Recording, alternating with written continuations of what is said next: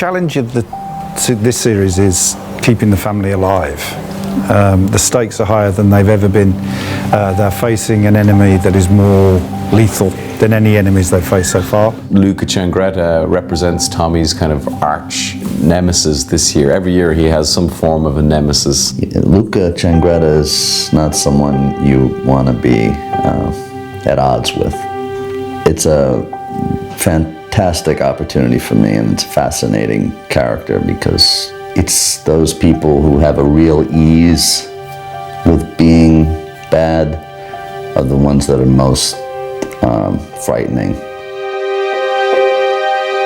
All of this material wealth and all of this power still can't protect you from this threat. They have to retreat to, the mean streets of Birmingham. Tommy brings everybody back because the family is under an existential threat. The threat is that they are all going to be killed one by one.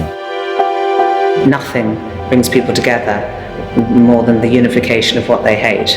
And so he puts them under threat and forces the family to come together in order to save themselves and therefore each other. So that kind of pulls them back together and pulls them back to their roots, and it's really them sort of having to confront and explore who they are and where they've come from. It's a really clever conceit. How do you get everyone back together, and how do you get them back to the streets, which is actually where we all love being as the characters as well. I always like seeing Watery Lane. I always like seeing that amazing street, that endlessly long, dirty, dark street. I always think that's a really amazing visual image, which is so evocative of time and place and, background. I think being thrust back into Small Heath has meant that she's had to completely reevaluate her tactics.